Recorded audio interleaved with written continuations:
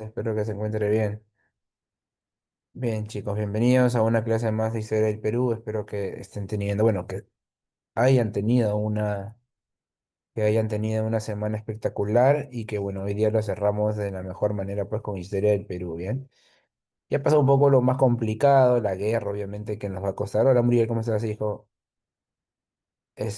Hola, Cristel, buenas tardes. La guerra que fue lo que más nos costó y bueno, hola Angie, hola Lady, ¿cómo estás? Buenas tardes. Que estamos saliendo de ese proceso, ¿verdad? Bien, chicos. Se logra ver mi pantalla, ¿verdad? Si fueran tan amables de confirmar.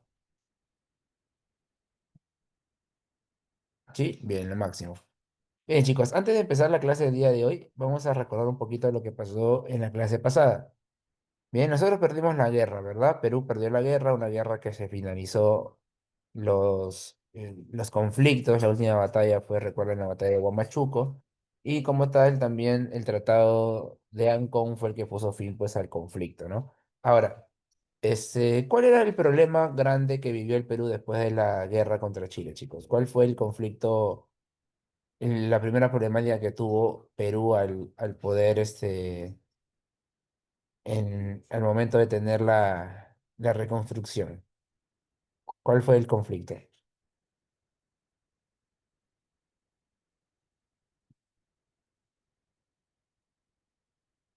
¿Alguien recuerda, chicos?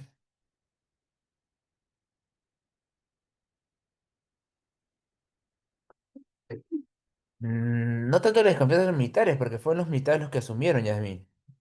El problema de Perú después de la guerra era un problema económico, netamente económico. Era un problema que no teníamos liquidez económica. El Perú se encontraba endeudado y con las actividades económicas paralizadas.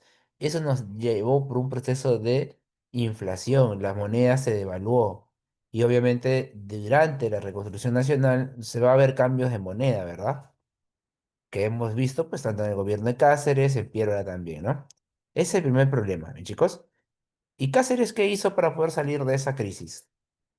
¿Qué fue lo que hizo Cáceres para salir de ese problema? ¿Cuál fue el documento importante que Cáceres puso sobre la mesa y que se planteó como solución para los problemas económicos del Perú en ese entonces? Muy bien, Yasmina, el contrato Grace, muy bien. Un contrato polémico, ¿verdad? ¿Verdadero o falso? ¿Fue polémico, sí o no? Sí, claro que fue polémico, ¿no? Claro. Fue polémico, verdadero, muy bien. Y fue polémico primero porque el Perú tenía que ceder de los ferrocarriles, por ejemplo, una cierta cantidad de guano, hectáreas en la selva, ¿verdad? Pero muy aparte de eso fue porque los liberales, por ejemplo, el grupo de Quimper, se oponía pues al contrato Grace, ¿no? A tal punto de que Cáceres terminó cerrando el Congreso y convocando uno nuevo que le apruebe, pues, que le apruebe, chicos, el contrato, ¿no? Y a Cáceres le jugó en contra de esto porque Cáceres se va a enemistar con algunos sectores políticos. Yo te lo he dicho, chicos, a Cáceres lo que le faltó en realidad, y eso no quiero que suene mal, pero a Cáceres lo que le faltó en la guerra fue fallecer, ¿no? Este, la guerra, muchachos, no acabó con la vida de Cáceres. Cáceres sobrevive y Cáceres posteriormente va a vivir en política y pues lamentablemente va a tener enemigos, un poco que el recuerdo de Cáceres se va a ir mancillando, ¿no? Y esto va a ser complicado, ¿bien, chicos? Es que, bueno, más que eso es porque su carácter de Cáceres era un caudillo, pues Muriel. Y un caudillo iba a tomar decisiones a pesar de que un grupo sea contrario a él, ¿no? Entonces, por eso es que Cáceres va a tener discrepancias políticas durante durante sus gobiernos, ¿no? Recuerda que su segundo gobierno fue peor todavía, ¿no? Porque fue un segundo gobierno muy breve, fue efímero el gobierno. Y fue efímero porque Cáceres llegó en un momento que todo andaba en contra de él, ¿no? Cáceres, cuando llega por segunda vez a su mandato, recuerden de que entró al caballazo prácticamente, ¿no? Incluido pues en una serie de actos de corrupción, ¿no? Que se le acusó a Cáceres, porque había muerto el presidente Bermúdez, ¿no? Había muerto Remigio Mares Bermúdez, y ante la muerte de Remigio Mares Bermúdez, quien entró a gobernar fue el segundo vicepresidente, ¿no? Cosa que despertó sospechas, molestia, ¿no? Y que Cáceres llegó al poder, pero que muy poco va a durar debido a que se formó la coalición pues entre Piérola y entre el Partido Civil, ¿no? Antiguos enemigos políticos que esta vez se unen pues para acabar con el gobierno de Cáceres, que para ellos era una amenaza, sobre todo debido al caudillismo que representaba este, ¿no? Bien, chicos, ¿hasta aquí has recordado? ¿Vas recordado hasta aquí?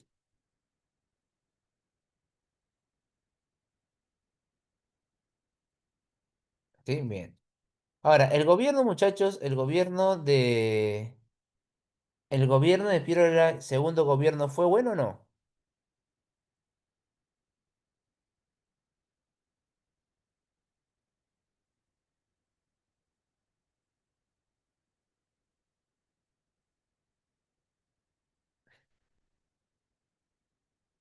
Claro, fue mejor que el primero, ¿no? Claro. Primero hay que tener en claro esto importante, chicos. El, el primer gobierno fue nefasto, ¿verdad? El primero fue nefasto, ¿verdad? Y fue nefasto porque fue durante la guerra. Y durante la guerra se presentaron dificultades, ¿verdad? Debes recordar de que el presidente de Pierola no le dio tanta importancia a la guerra, abandonó el sur, ¿no? Luego en Lima se fue, ¿no? Muchos caudillos responsabilizaron a Piérola por no haber, pues, hecho frente al conflicto, ¿no? Etcétera. Bien, ahora, el segundo gobierno fue positivo, chicos. Económicamente fue mucho mejor. ¿Debido a qué? ¿Debido a qué, chicos, fue mucho mejor este segundo gobierno?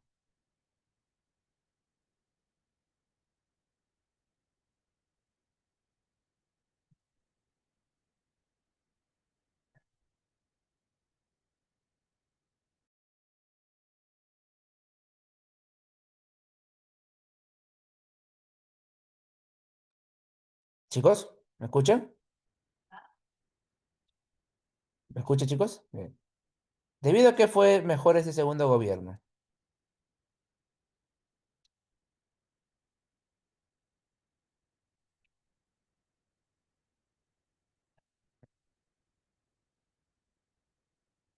Claro, muy bien, a una reactivación económica, claro.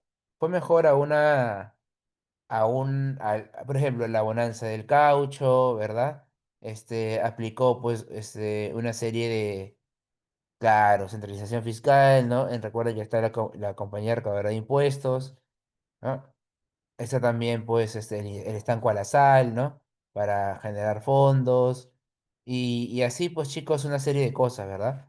Además también recuerda de que Pierola trajo la misión Clemen o llegó a la misión Clemen en su gobierno con el objetivo de poder reorganizar el ejército, ¿no? Ese era el objetivo, ¿no? Reorganizar el ejército. Y por último, algo importante también, bueno, el Ministerio del Fomento también para poder hacer obras. Y también, chicos, la reforma electoral, ¿verdad? La reforma electoral fue el, lo que le otorgó Piero al Partido Civil para garantizar su triunfo electoral en el siguiente proceso. Porque en la reforma electoral, chicos, ¿qué se aprobó? En la reforma electoral de Piero, ¿qué se aprobó?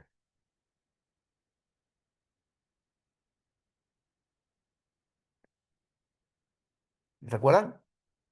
El voto unitario, directo, muy bien, y solo para alfabetos, muy bien, excelente, Cristel, muy bien, Andrea.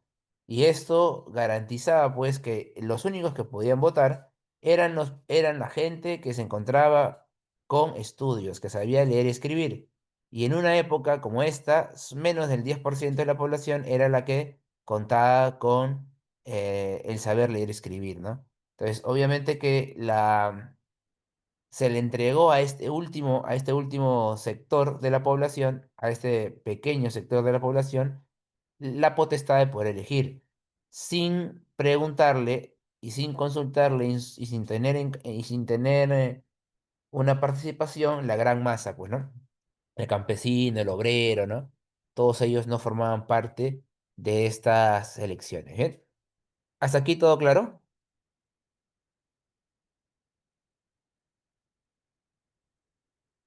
Sí, perfecto, perfecto. Entonces, entremos el día de hoy a hablar acerca de la famosa República Aristocrática, chicos. La República Aristocrática es una etapa de 20 años en la historia del Perú. ¿Por qué se llama aristocracia? ¿Qué es la aristocracia, muchachos? ¿Qué entienden ustedes por aristocracia?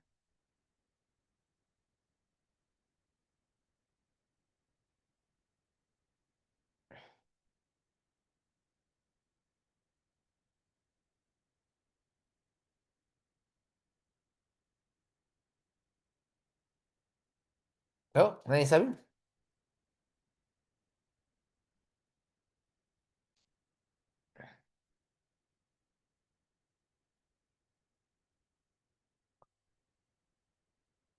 Una minoría acomodada, bien, bien, correcto. O sea, en realidad la aristocracia es la gente poderosa del Perú, ¿no? La aristocracia era la gente más rica del Perú, un puñado de personas con un estatus aceptable, que manejaban las grandes haciendas, que tenían el control económico del país, ¿no? Esa era la aristocracia, ¿verdad? Bien, la oligarquía era la forma de gobierno de unos cuantos nada más, ¿no? Pero la aristocracia eran ellos, ¿no? Las 40 familias más ricas del Perú, ¿no? Los famosos varones del azúcar también aparecían aquí, ¿no? Estos de acá, chicos, las 40 familias, los 40 apellidos más importantes del Perú, las grandes familias que se reunían de vez en cuando, ¿no? Para poder ver el panorama nacional, ¿no? Y pues obviamente mantener también el poder, ¿no?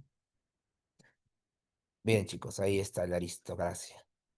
Ahora, consejo que siempre te he dado, para poder saber historia del Perú, ¿qué debes saber?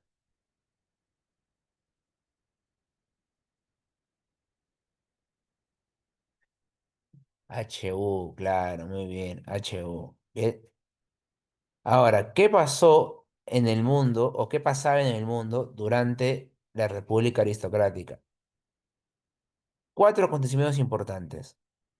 El camino de la Revolución Industrial. Recuerda que la Revolución Industrial inició en la segunda década del siglo XIX y se va a llevar a cabo hasta 1914, cuando estalla la Primera Guerra Mundial.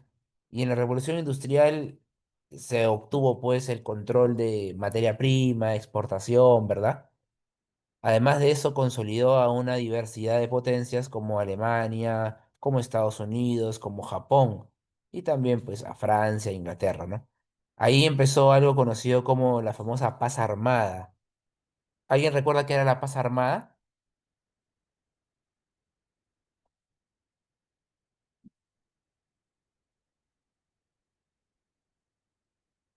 Muy bien. Una de sus características de la paz armada es la competencia armamentista, Isabel. Pero la paz armada es esta época de tensión política en el Perú, ¿no?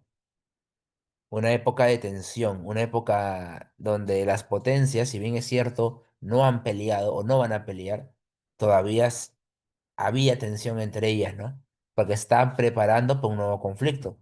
Porque claro, si tú tienes a un país vecino que tú ves que está comprando armamento, eso quiere decir que está comprando armamento por una razón, ¿no? No creo que compre armamento para pasearlo, para mostrarlo en el museo o algo así, ¿no? Entonces hay que tener mucho en cuenta eso. Pero mientras que no se daba un enfrentamiento directo entre las potencias, se vive una época también de renacimiento cultural, ¿no? La famosa Bella Époque, ¿no? Donde se puede ver la intelectualidad, ¿no? Con fuerza, los grandes vestidos, las grandes familias, ¿no? Reunidas antes de que esté en el 14 la Gran Guerra. ¿Bien? La Gran Guerra. Y en el 14 está ya esta guerra, chicos, la famosa Guerra Mundial, conocida como, para los historiadores y para el mundo como la Gran Guerra, ¿bien? Una guerra que va a ser dura en realidad, una guerra que va a abarcar aspectos totales, primera vez que se veía el aspecto político, económico, cultural, social dentro de una sola guerra, ¿no? ¿Y al Perú le conviene una guerra o no?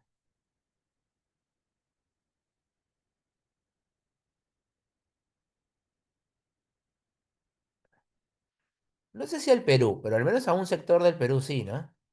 Al sector que se encarga de exportar, ¿no? Porque al final y al cabo son, es materia prima la que se va a exportar, ¿no? Entonces, en una guerra se va a tener el algodón, por ejemplo, para los uniformes, el azúcar, el cobre, el caucho, etcétera, ¿no? Entonces, se va a exportar materia prima y el Perú, al menos a un sector del Perú, va a ingresar o se va a inyectar un dinero importante, ¿bien?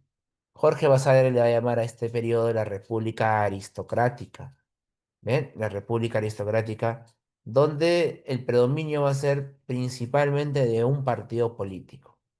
Hasta aquí, ¿vamos bien?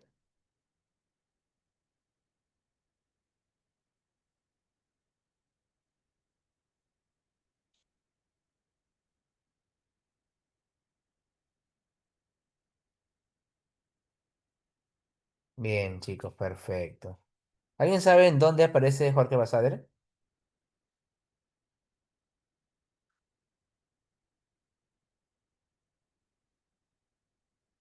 ¿Alguien sabe? ¿No? Aparece el billete de 100, pues, chicos. En el billete de 100 aparece Jorge Basadre.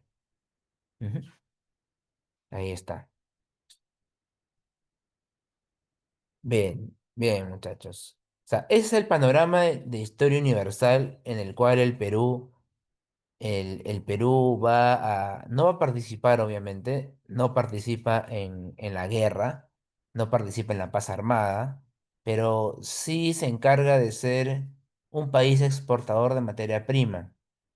En un primer momento, con Inglaterra al mando, y en un segundo momento, cuando Inglaterra se ve afectada por la guerra, a Estados Unidos. ¿Bien? Bien. ¿Qué es entonces, chicos? Es la presencia oligarca, agroexportadora, comercial y financiera dentro de la República Peruana, del gobierno.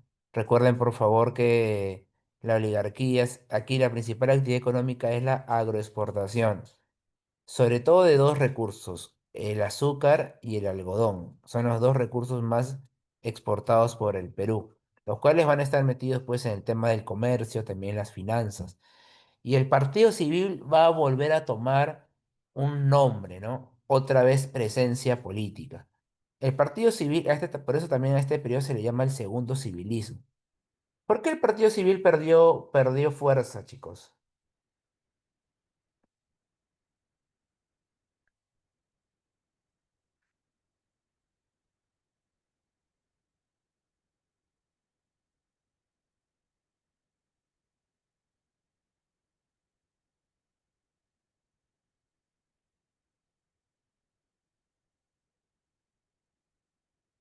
¿Ya? ¿Cómo así Yasmín por la guerra con Chile?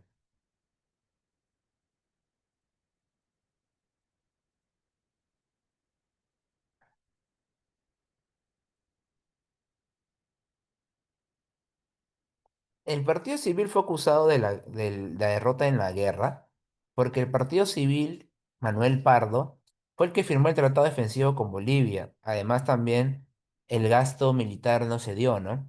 Ujú, claro, bien, bien, Yasmín. Es por eso que el Partido Civil lo van a responsabilizar de la derrota, ¿no?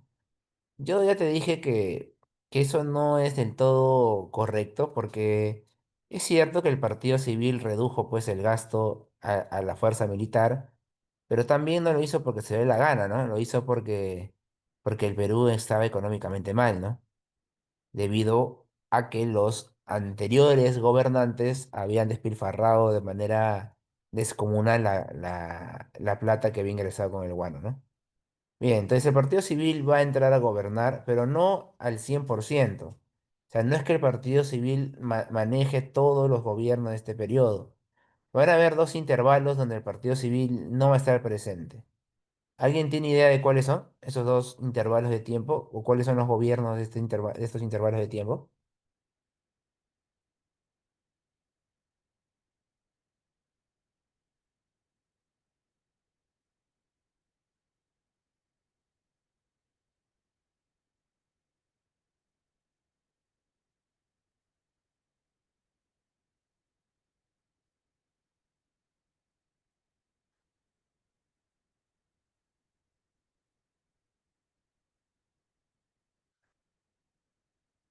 Uno es de Billinghurst, muy bien Luis, perfecto.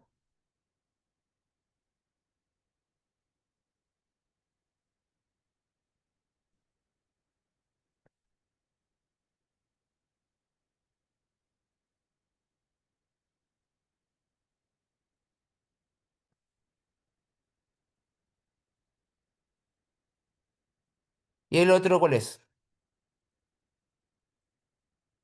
El otro es el intervalo de Óscar R. Benavides, presidente del Perú después del golpe de Billinghurst.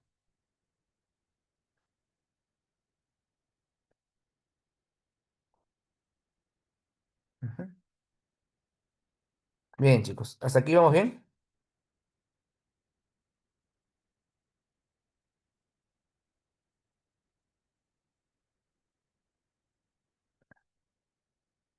Hasta aquí todo bien, perfecto. Ahora, el Partido Civil estaba conformado en su mayoría por hacendados costeños, por las grandes familias, por el sector más poderoso del Perú, ¿no? El que tenía las mejores finanzas. Pero tenía que también tener presencia en la sierra. Ahora, quién representaba o quién tenía la presencia en la sierra? Ahí aparecen los gamonales, ¿bien? El famoso gamonal. El gamonal era ese hacendado serrano que prácticamente era dueño de la sierra. El gamonal era un hacendado y como no había control al interior del país, ese era el patrón, el dueño, el que hacía lo que quería. En la sierra había un sistema, no feudal, pero sí al menos semifeudal, ¿no? Donde el dueño de las tierras tenía control, castigaba a la gente, daba órdenes, ¿no? A tal punto que cuando el gamonal llegaba, el campesino tenía que agachar la cabeza, decirle patroncito, ¿no? Ese era el gamonalismo, ¿no? Una especie de servidumbre que todavía existía, mira, a inicio del siglo XX. Y otro grupo de poder también es el capitalismo extranjero, ¿no? La presencia de la inversión extranjera, que claro, está presente para poder explotar aquellos recursos que el Estado no nos iba a poder explotar, ¿no? Caso del petróleo, caso del cobre, ¿no? Que van a recaer sobre capital extranjero. Bien, continuamos.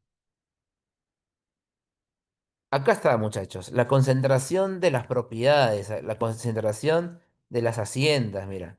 Las familias más poderosas del Perú, miren esos apellidos.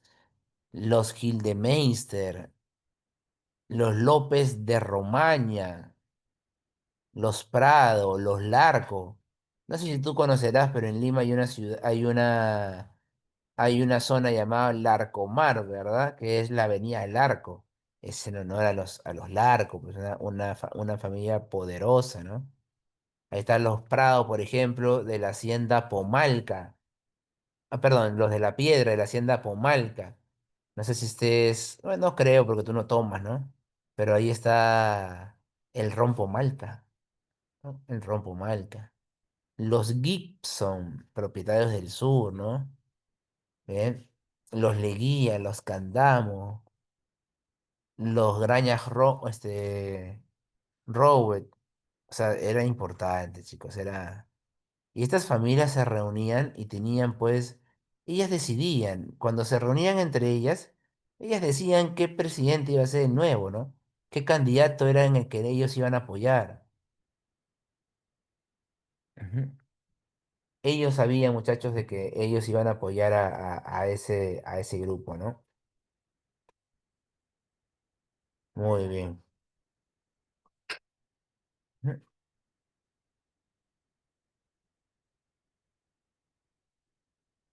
Bien. No recuerdo en qué momento se acumularon riquezas los Miro Quesada, pero antes estaba, por ejemplo, los García Miró, ¿no? Los García Miró, que eran una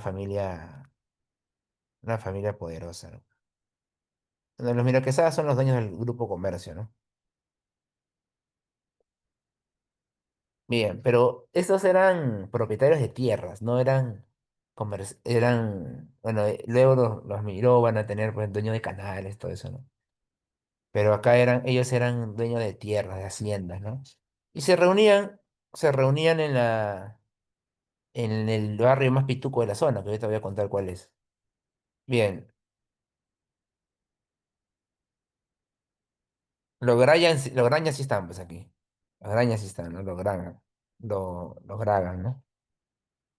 Bien, aquí está, chicos, los famosos enclaves. ¿Qué es un enclave? Sencillito, chicos. La intervención o de capital extranjero a un recurso del Perú. Por ejemplo, ¿no? El Perú tiene petróleo en la Brea y Pariñas, pero Perú no tiene cómo extraer el petróleo, entonces va a venir un enclave, va a venir una inversión extranjera y va a venir a decir, yo voy a extraer tu petróleo, ¿no? Pum, yo pongo la plata, dame a mí esa zona, yo la controlo esa zona, ¿no? Es un enclave. Ahí teníamos, por ejemplo, en la minería, el hacer Paz Mining Company, teníamos pues a inversión también inglesa, a también inversión alemana, ¿no? Que estaban presentes ahí en los famosos enclaves, ¿eh, chicos? Ahí está. Y bueno, ¿cuál es el barrio más pituco el día de hoy de Lima, chicos? ¿Cuál es el barrio más pituco de Lima? O sea, el más ficho de todos.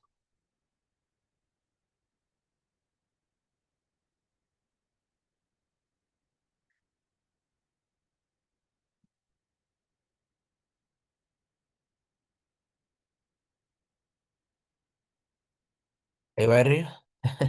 Las calles, pues, ¿no? Las zonas más pitucas de Lima, ¿cuáles son? Las casuarinas, puede ser, sí. Las casuarinas. La Molina, Miraflores, San Isidro, por ahí, ¿no? Claro. Ahora, ¿dónde se reúne? Antes se reunía, ¿sabes dónde, chicos? En la zona donde se reunía las grandes familias, la alta alcurnia del momento, era Girón de la Unión. Hoy te parecerá extraño, ¿no? Porque tú vas a Girón de la Unión y estás alerta a que los tatuadores, a que la gente que está ahí se te jale algo, ¿no? Pero, pero antes era la zona de mayor nivel, de mayor estatus económico, ¿no?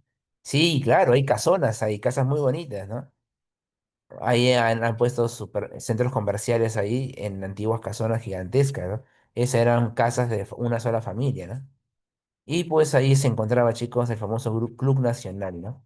El Club Nacional donde ahí se reunía pues la clase gobernante, ¿no? Las grandes familias. Ujú. En el aspecto económico, el principal sector es la agroexportación. Es la principal actividad económica de este momento. ¿Qué entiendes tú por agroexportación, chicas?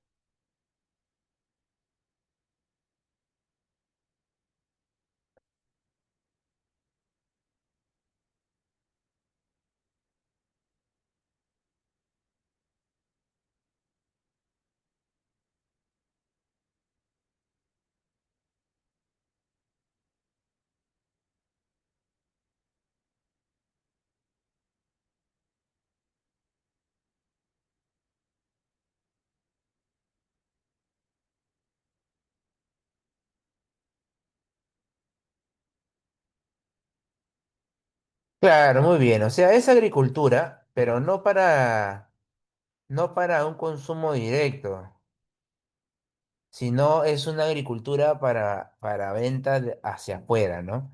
Y claro, pues el mundo está tenso, el mundo se está preparando, el mundo está en un momento difícil, ¿no? Entonces, por esas razones es que se aprovecha esto para poder, l- como los países tienen demanda de materia prima, sea el Perú uno de los países que va a poder entregar esta materia prima, ¿no? Tiene un sector tecnificado, bien, es un sector que va a utilizar tecnología, bien, que va a tener pues gente que trabaje para ello, ¿no? Bien. En la minería está el petróleo. El petróleo primero estaba controlado por la London. Recuerda que la London llegó en la época de Cáceres. Pero ya para este momento, bueno, no exactamente aquí, no al inicio, sino durante el proceso de la República Aristocrática, va a aparecer la IPC. ¿Por qué? La IPC es una compañía norteamericana. Tú me preguntarás, profe, ¿y por qué la compañía norteamericana termina teniendo el control? Sencillo, chicos.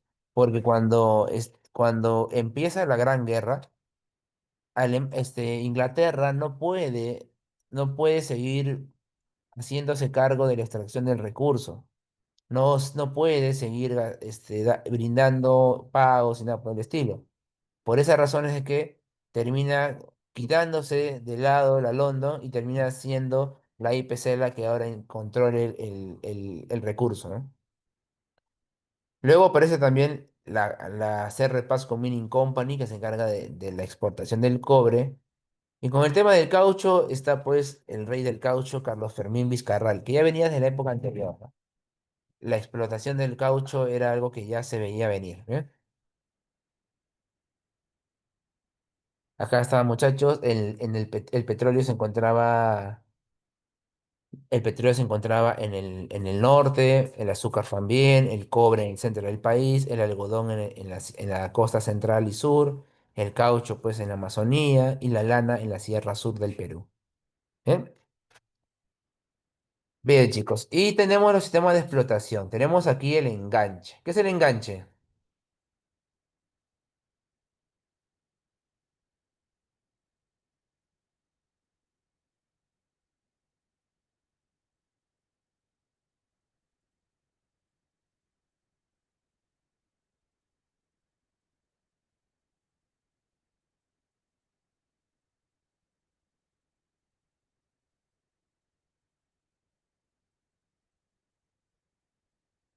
Bien, pago adelantado y luego te explotan, ¿qué más?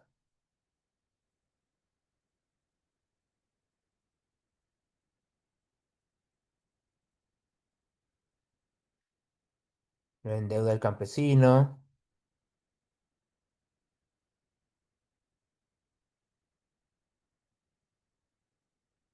Claro, el enganche es una forma de explotación donde se le da un sueldo adelantado, ¿no? Y claro, lo van a endeudar a tu fuerza laboral para que esta fuerza laboral no se te pueda ir, ¿no? Y siempre pues esté así, ¿no? Termine trabajando para ti prácticamente de manera perpetua con pagos y con sueldos muy mínimos, ¿no? Las correrías es tal vez el trabajo más complicado de todos. Las correrías fue el trabajo de persecución a las tribus, de las tribus amazónicas, donde los capturaban, los enmarrocaban, los trataban, los golpeaban, ¿no? Los llevaban semidesnudos, ¿no? Como si fuesen animales. Y fue muy duro este trabajo, chicos, ¿ah? Esto era para asegurar el trabajo del caucho, un trabajo complicado que no muchas personas querían hacer, ¿no? Y como faltaba mano de obra, se aprovechó de esa forma, ¿no?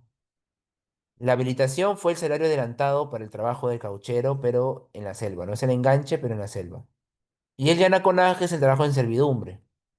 Bien, ahora, pregunta, ¿por qué entonces estoy haciendo ¿por qué estoy haciendo yo o por qué el Estado, o por qué el gobierno, o en este momento en el Perú, se hacen estos mecanismos de explotación? ¿Porque falta o porque sobra mano de obra? Porque falta mano de obra, claro, porque falta mano de obra.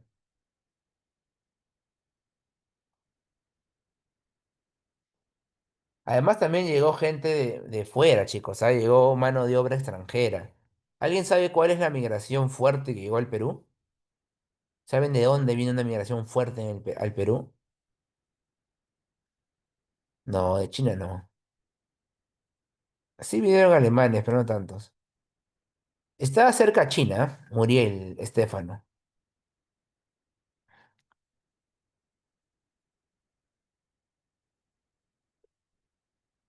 No, los coolíes vinieron antes, pues. Claro, llegaron los japoneses. Llegaron los japoneses. Ujú. En gran medida. A tal punto que cuando estalla la Segunda Guerra Mundial y el Perú quiere quedar bien con los países, pues, de la aliados, Perú expulsa a los japoneses, ¿no? Expulsa a los japoneses, le quita el banco italiano a los italianos, ¿no? Y tiene ciertos gestos con los países aliados. Bien, chicos. ¿Hasta aquí todo claro?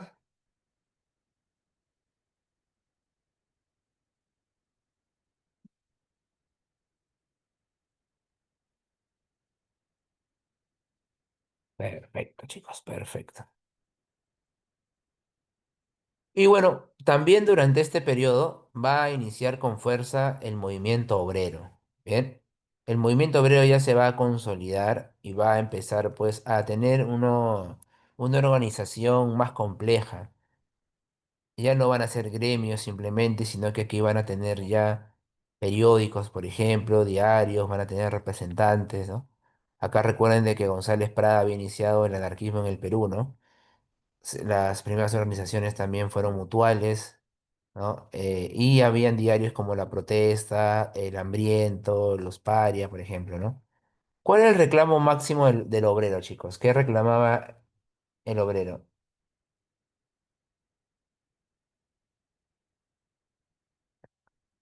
¿Qué fue lo que reclamaba el obrero? ¿Qué era cuál era el pedido del obrero?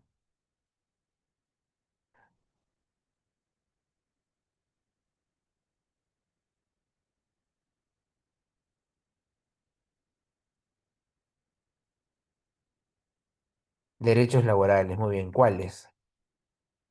¿Cuál era el derecho que ellos querían? Claro, el derecho que ellos más buscaban, el que más anhelaban, era las 8 horas laborales, claro. ¿Qué significan las 8 horas laborales, muchachos?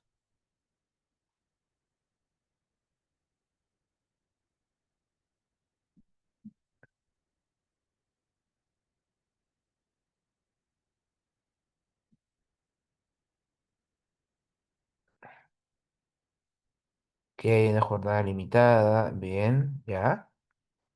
En realidad, chicos, las 8 horas laborales significa de que hay un límite, ¿no? Que hay un límite de trabajo, ¿no? Claro, hay una jornada y un derecho al descanso.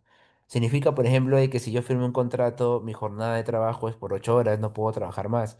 En el caso de que yo trabaje más, tiene que haber una negociación entre el empleado y el empleador.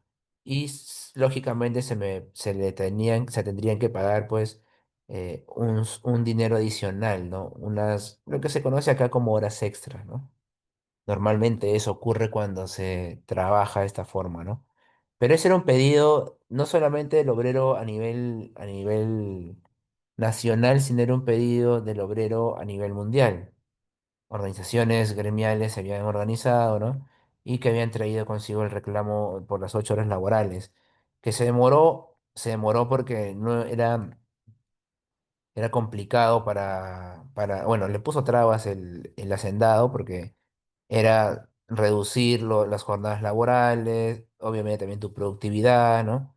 Entonces, no lo vio así el hacendado, ¿no? El hacendado quiso, el dueño de las empresas, de las fábricas, quiso como sea seguir maximizando su ganancia, ¿no? Pero llegó un punto en el que tuvo que ceder, ¿no? Y en el que termina pagando, ¿no? Después de eso van a seguir los derechos laborales, ¿no? El seguro contra accidentes, el derecho a huelga, ¿no? Las vacaciones y etcétera, ¿no? Más cosas. Ujú. Bien, chicos. ¿Vamos bien?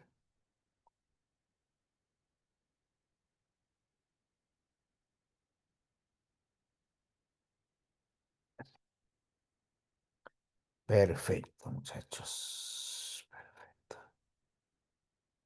Muy bien.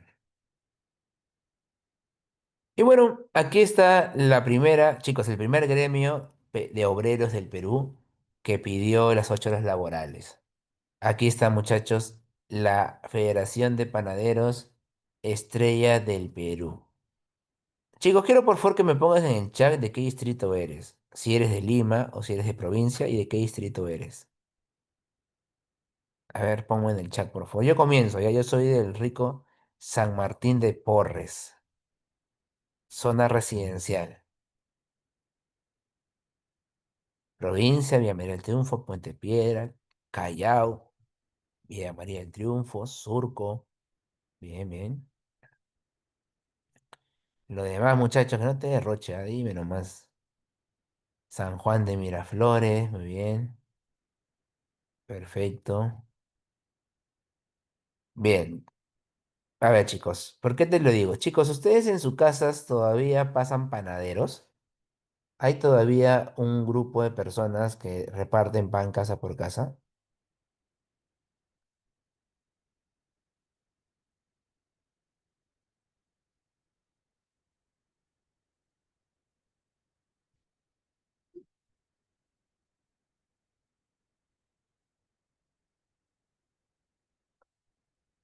Ya no mucho. Con su triciclo, bien, últimamente ya no, claro. Pero antes había, ustedes pregúntenle a sus papás, a sus abuelos, antes había eso, ¿ah? Te llevaban te llevaban el pan a tu vivienda, ¿no? Te llevan el pan a tu vivienda. Ahora ya no pasan, ¿no? Ahora normalmente ustedes compran pan, yo creería, ¿no? Que compran el pan ustedes en una bodega o una panadería, ¿no? Y ustedes tienen que ir a comprar el pan, ¿no? Pero antes había un gremio que se repartía a la ciudad y entregaba el pan. Esto era porque también Lima era más pequeña, ¿no? Lima todavía no tenía la gran migración del campo a la ciudad y Lima era pequeña, ¿no? Por eso es que se podía abastecer con un gremio, ¿no? Y este gremio de panaderos, pues, se encargaba, fue el primero en reclamar las 8 horas laborales, ¿no? Fue el primero en pedir. ¿Ven? Arriba, chicos, en la parte de la derecha, donde está señalado, dice la Universidad Popular de Ate Vitarte, ¿no? Esta es son los textiles de Ate, chicos. Mira la elegancia del obrero, chicos. Estos eran obreros, ¿ah? Pero mira cómo estaban vestidos, mira.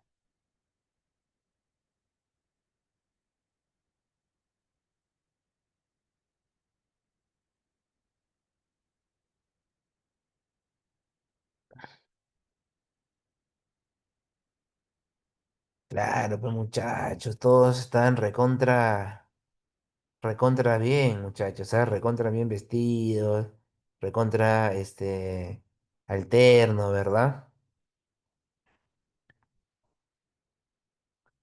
Estaban recontra bien vestidos, chicos, ¿ah? Claro, ahora ya no, ¿no? O sea, por eso es que yo a veces cuando conversaba, por ejemplo, con mi bisabuela, me decía que antes había una elegancia, ¿no? Y eso ella siempre me recordaba, mi bisabuela ya falleció, ¿no? Me decía, ¿no? Antes eran otras épocas, ¿no? Y ella añoraba siempre esas épocas, ¿no? Ahora yo me quiero preguntar siempre por qué los jóvenes, a veces ustedes me pueden responder, muchachos, usan el pantalón casi en la rodilla. ¿Por qué? Eso yo quisiera saber. Eso siempre me pregunto yo, ¿por qué? ¿Por qué yo...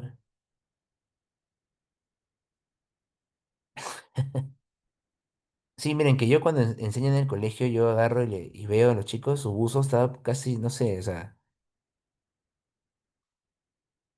les gusta enseñar su boxer o algo así, ¿no? Y yo me pregunto por qué, o sea, tal vez es algo, es una moda capaz, ¿no? O sentirán que eso es elegante, ¿no? Pero bueno, ya los tiempos cambian, pues chicos. Ahí tenemos a los obreros. Ahorita vamos a ver, chicos, una huelga de obreros, ¿ah? Ahorita te voy a mostrar una foto de una huelga de obreros para que veas la diferencia, chicos, ¿ah? Bien, muchachos. Ahora, la petición de las 8 horas laborales no era algo netamente del Perú, chicos, ¿ah? Recuerden que los primeros que lograron las 8 horas laborales fueron los héroes de Chicago, ¿no? En una serie de revueltas que existieron en América del Norte, donde se consiguieron, pues, por primera vez, ¿no? La concentración de las 8 horas laborales, ¿bien? Bien, chicos. Bien, chicos. ¿Vamos bien hasta acá?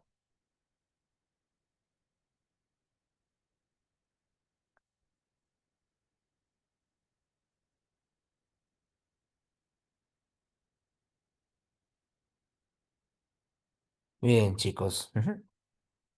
Ahora, entonces entramos a ver a los presidentes. Y tenemos este primer presidente que fue Eduardo López de Romaña. Bien. Eduardo López de Romaña fue el candidato del Partido Civil para llegar a las elecciones. Aunque él no era un civilista como tal, ¿ah? O sea, siempre se menciona de que él fue un invitado del civilismo, ¿no? Era hacendado también, López de Romaña, ¿no? Pero fue un invitado del Partido Civil, pero al final y al cabo se acercó al Partido Civil y fue el representante del Partido Civil, ¿no? Y López Romaña, muchachos, marca el inicio, pues, de este gobierno, ¿no? De aristócrata, ¿no? Tenemos acá, por ejemplo, algunas obras como el Código de Aguas, la cual concentraba las tierras en pocas manos. También el Código de Minería, con la cual se dio facilidades para que vengan las empresas privadas. Y aquí llegó una empresa importante que terminó teniendo una explotación en la Sierra Central, que fue la Cerro de Pasco Mining Company. ¿Bien? La Cerro de Pasco Mining Company. Luego se firmó un tratado con Bolivia, un tratado que tenía que ver pues el tema de las fronteras, el tratado Osma Villazón. Luego Leguía va a modificarlo y se va a firmar un nuevo tratado, pero ya está aquí el tratado Osma Villazón, ¿no? Y con Chile se rompen las relaciones por una sencilla razón, chicos. Ha pasado el tiempo y ¿qué no ha convocado Chile aún?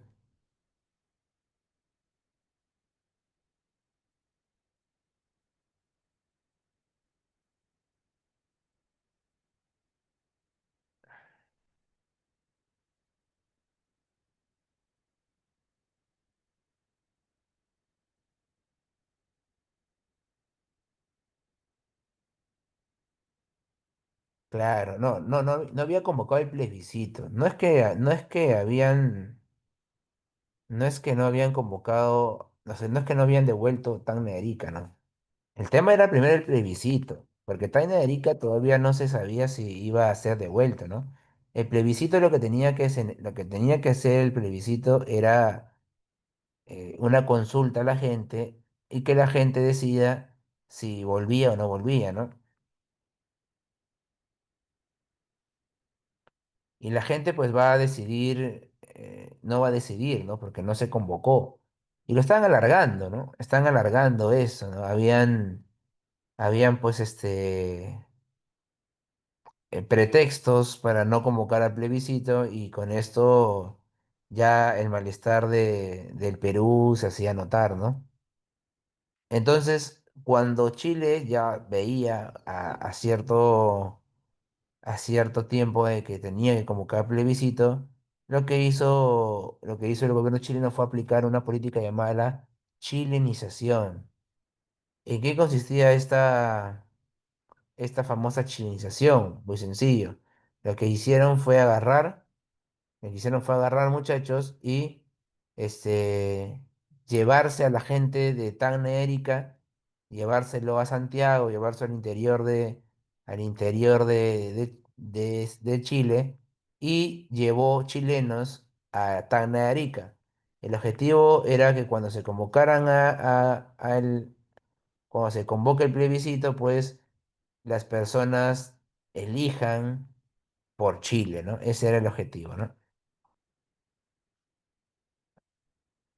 Una estrategia, digámoslo, ¿no? Digámoslo así, una estrategia, pero que no agradó del todo, pues chicos, porque esta estrategia generaba malestar, ¿no? Sobre todo porque el Perú no iba a aceptar con buenos ojos esto, ¿no? Bien. No fue una colonización, no, lo que fue, lo que se hizo aquí fue, agarrar y y llevarse a los peruanos de Tacna Arica y poner chilenos, ¿no? O sea, para que cuando se convoque el plebiscito, esta gente elija por, Por Tacna y Arica, ¿no? Perdón, por Chile. Ujú. ¿Está claro, Muriel? Ujú. Bien.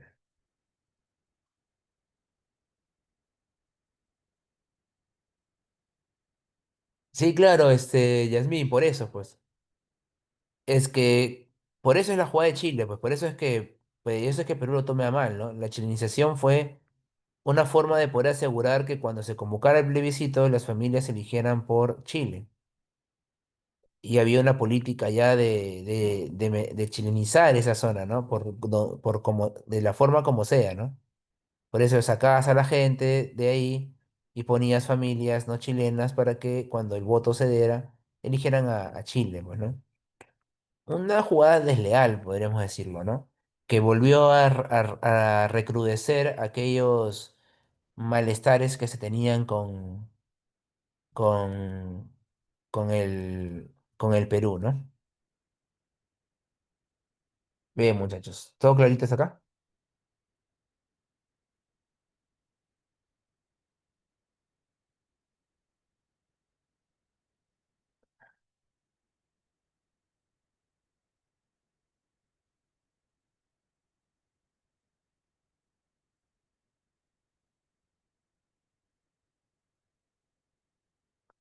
Perfecto, chicos, perfecto.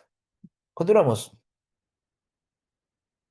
Luego viene el gobierno de Manuel Candamo. Manuel Candamo es un presidente que su gobierno, la verdad, es que es muy efímero. Y es efímero porque él fallece. Él fallece al tiempo nada más de iniciar su gobierno.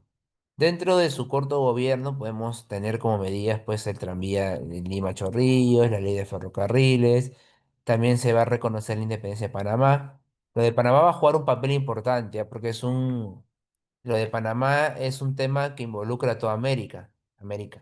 ¿Por qué? Porque ¿con qué objetivo se liberaba Panamá? ¿Cuál era el objetivo de independizar Panamá? De que Panamá se independice como un país solito, independiente, libre. ¿Qué planes había de eso? Claro, muy bien, Muriel. El plan era el canal. Claro, el plan era el canal de Panamá, ¿verdad? Bien, ujú, bien. Y bueno, el desenlace de esto es su muerte. Asume el segundo vicepresidente, Sergio Calderón, quien va a convocar elecciones. Y ante esto va a llegar a la presidencia José Pardo y Barreda. José Pardo y Barrera es hijo de Manuel Pardo. ¿Se acuerdan de Manuel Pardo, muchachos? ¿Se acuerdan de Manuel Pardo? ¿Sí? ¿Alguien recuerda qué le pasó a Manuel Pardo?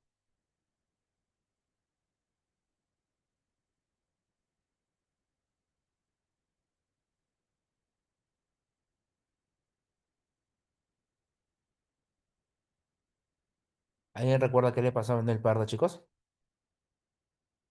Claro, Manuel Pardo lo mataron, ¿verdad? Lo mataron y recuerda que lo mataron, claro, entrando al Congreso, entrando al Senado, ¿no?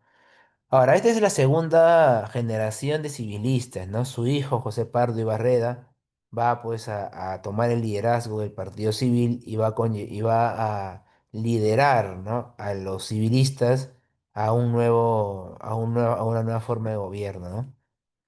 Su gobierno va a continuar el proyecto civilista de su padre, ¿no? Cuando yo te comenté, muchachos, por el Partido Civil y por Manuel Pardo, ¿qué se te venía a la mente? Reformas educativas, claro, muy bien.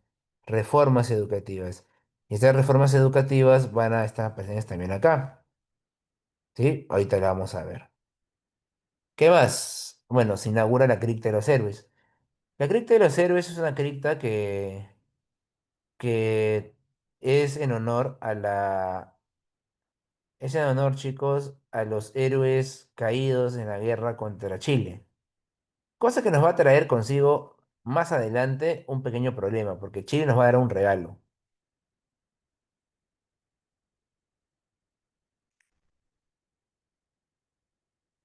Bien, Sí, nos va a generar un problema porque Chile luego nos da un regalo, algo conocido como el incidente en la Corona que pasa en el gobierno de Leguía. Y también aquí, durante su gobierno, fallece el primer mártir obrero, Martín, Florencio Aliaga. Bien, veamos acá, chicos, los proyectos que tenía para el Partido Civil, ¿no? En educación, gratuidad de la enseñanza. ¿Qué fue lo que dio su padre, Manuel Pardo?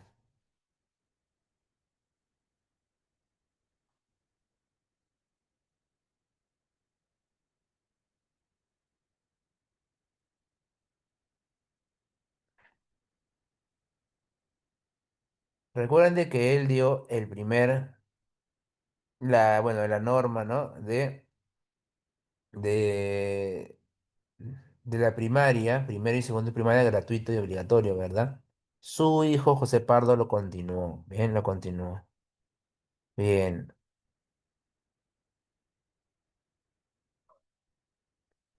El ingreso, chicos, esto es importante, el ingreso de las mujeres a la universidad, importantísimo, chicos, ¿ah? ¿Por qué es tan importante esto?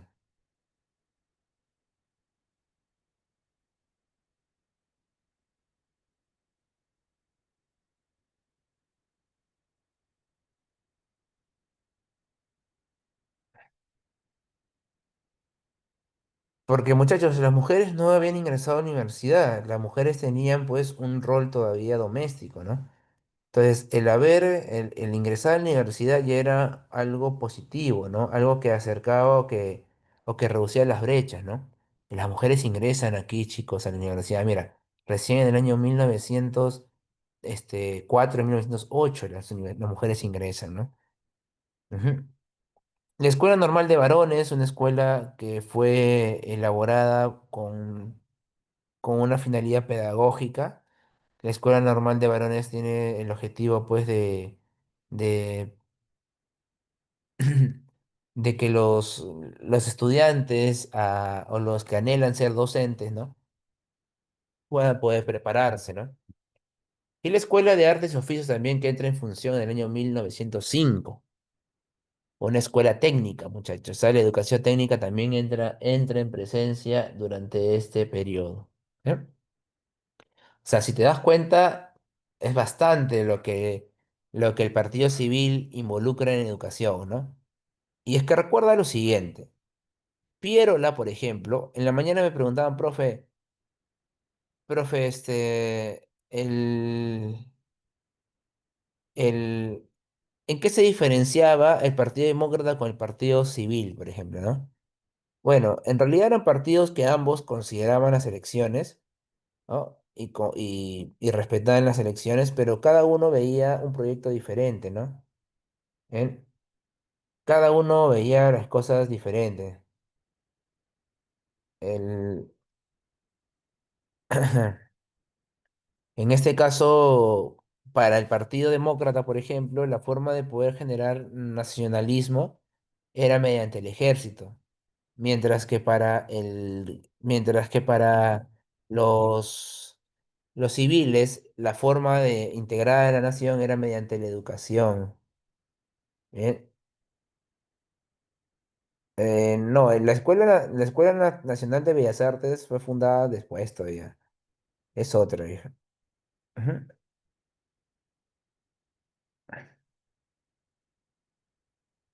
Bien,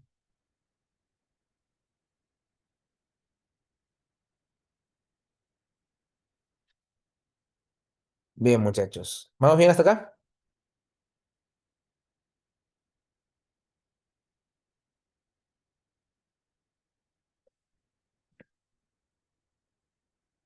Perfecto, muchachos, lo máximo. Bien, en lo económico y social se encuentra la caja de depósitos y consignaciones, que tenía como objetivo obviamente una recaudación, y también el proyecto Manzanilla, que ya se comenzaba a negociar, ¿no? El proyecto Manzanilla es el apellido del quien propone esto, era ciertas mejoras en las condiciones laborales del obrero, ¿no? Que era importante porque Manzanilla consideraba de que si no se hacían los cambios, posiblemente en algún momento iban a tener huelgas, movimientos obreros, ¿no? Y eso era lo que se buscaba evitar, ¿no? El proyecto Manzanilla al final y al cabo fue descartado, no se le dio tanta importancia. Ujú. En el tema de defensa y de cultura tenemos pues los cruceros Grau y Bolognesi y también el monumento a Francisco Bolognesi. Bien. Luego llega al poder Augusto Bernardino Leguía, conocido en la historia del Perú como Augusto B. Leguía. Bien. Leguía es un presidente que ha gobernado en total 15 años en el Perú, chicos. ¿Ah? Me parece que es el presidente que más tiempo gobernó, ¿no? Por ejemplo, a ver, Castilla gobernó 4, luego, perdón, 6, luego 7. Sí, Castilla gobernó 13 años, ¿no? Claro, él gobernó más tiempo, ¿no? 15 años, chicos, ¿ah? Este es su primer mandato. Él era parte del Partido Civil, aunque no era tan cercano en realidad al partido, ¿ah? El Partido Civil veía a Leguía como miembro del partido, pero no como de la cúpula del partido, ¿no? Igual Leguía llega a la presidencia, chicos. Llega a la presidencia Augusto B. Leguía y con él se va a dar la primera ruptura del civilismo. ¿Por qué? A ver, ¿quién se acuerda, chicos? ¿Quién se acuerda? ¿Leguía era hincha de quién?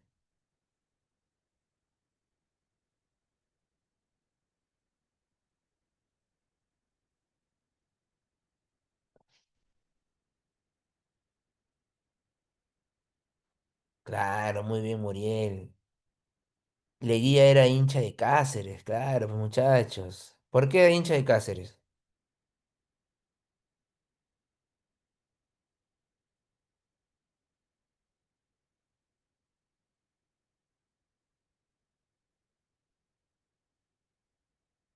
¿Por qué era hincha de Cáceres, chicos?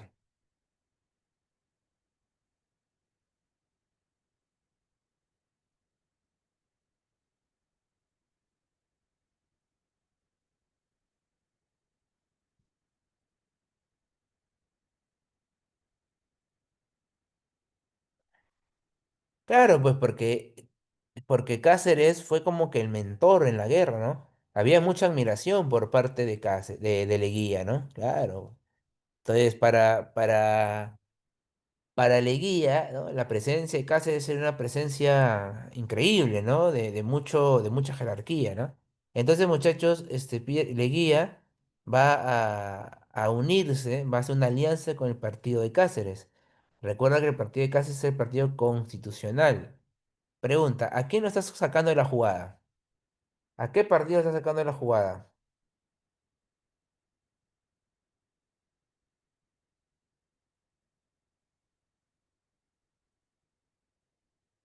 Al Partido Demócrata, muy bien. ¿De quién era el Partido Demócrata? De los pirolistas, muy bien. Pregunta, tú crees que ellos lo van a tomar a bien, chicos?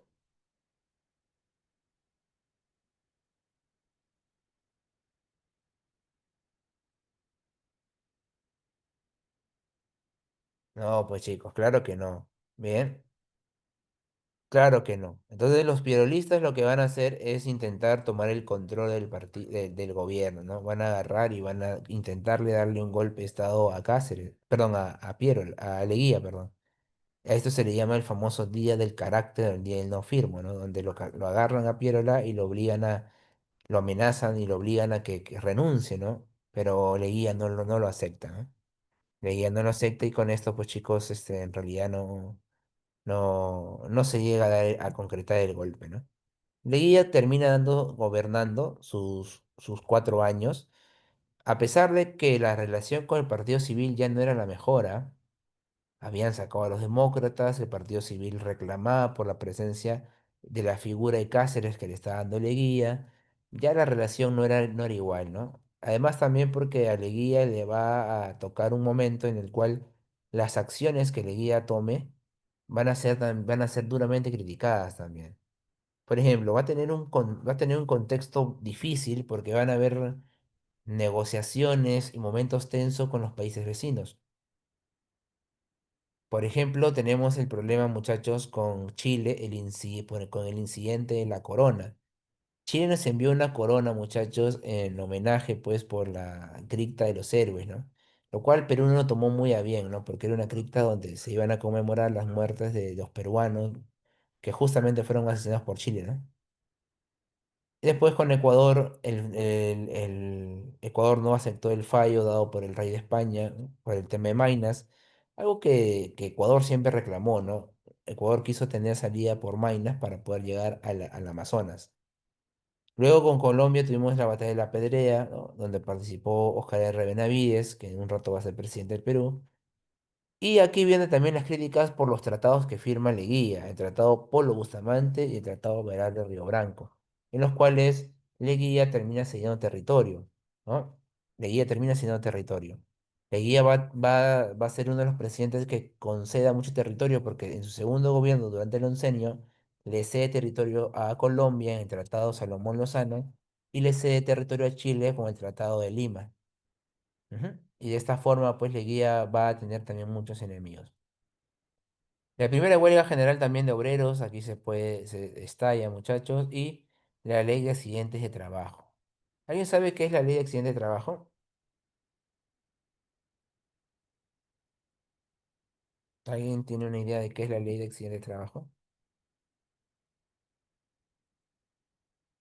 Ujú.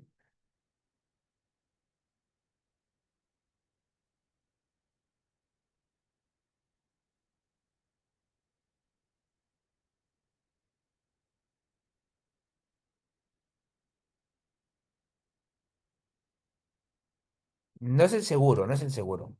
No, no es el seguro de obreros, no es el seguro de obreros, claro. En el caso de que exista un accidente dentro de la obra, ¿no? El gasto de la recuperación iba a recaer sobre la empresa, ¿no?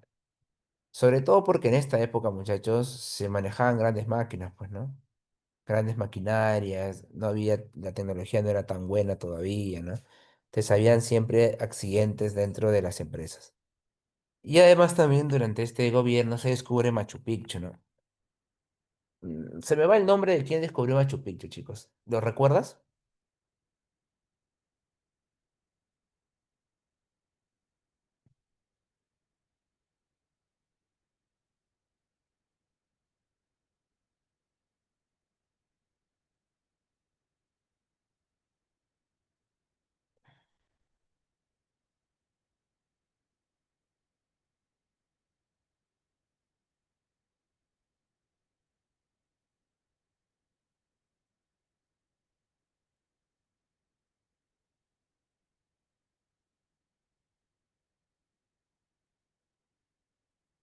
Hiram Briga, muy bien, claro. Gracias, chicos. Muy bien, lo máximo.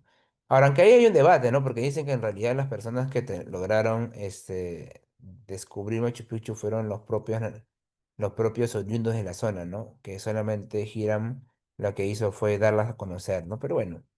Querramos o no, al final Machu Picchu se dio a conocer y poco a poco ha ido ganando pues espacios a nivel internacional, sobre todo en el turismo, ¿bien? Bien, chicos. ¿Vamos bien hasta acá? ¿Está clarito?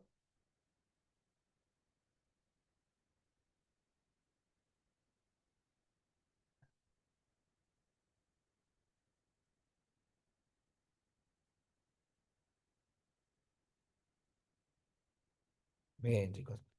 Chicos, ¿me regalas un minuto, por favor, si fueras tan amable?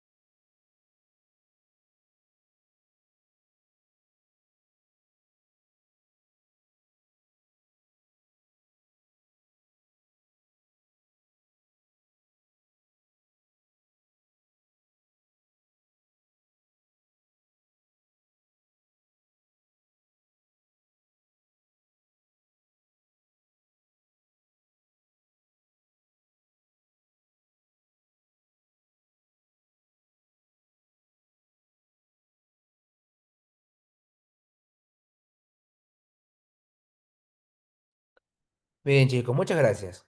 Lo máximo, chicos. Disculpen, es que estaba queriendo poner a cargar mi lacto. Bien, muchachos. Ujú. Ahora sí. Ahora, entonces, el Partido Demócrata ya no se encontraba del todo, pues, conforme con lo que había pasado, sobre todo porque Leguía les fue quitando protagonismo en la vida política. Entonces, en esta siguiente elección, que fue en el año 1912, va a llegar a la presidencia Guillermo Billinghurst, bien chicos, Guillermo Billinghurst, conocido como el famoso Pan Grande, bien chicos. Ahora, él va a derrotar en una elección a Aspíllega, a Antero Aspíllega. Aspíllega fue pues el representante del Partido Civil, ¿no? Él fue la persona que el Partido Civil puso como candidato, ¿no? Y Billinghurst lo termina ganando. Billinghurst, antes de ser presidente del Perú, había sido alcalde de Lima. Y era una persona, bueno, en esta época, chicos, también seamos sinceros, la, la presidencia se definía en Lima, ¿ah?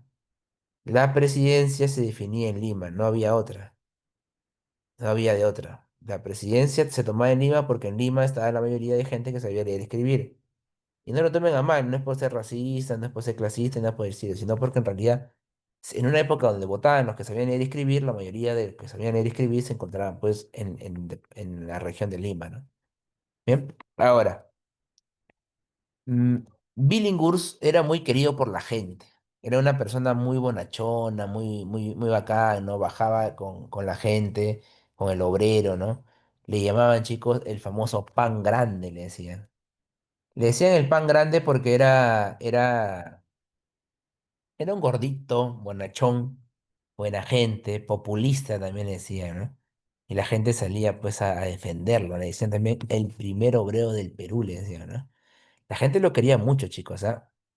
Sí, él era demócrata. Él era cercano al Partido Demócrata, Carla. Ujú. No era civil, él no era civil. Él no era del Partido Civil. Entonces, Billinghurst, muchachos, derrota, es más, el otro candidato, Antero Aspíllaga, él sí era del Partido Civil, Carla. Lo, lo derrota, muchachos, y Billinghurst llega al poder, pero bueno, va a pasar lo que le pasa a un presidente que gana elecciones, pero no por mayoría. ¿Qué ocurre cuando hay un presidente que gana elecciones pero no por mayoría?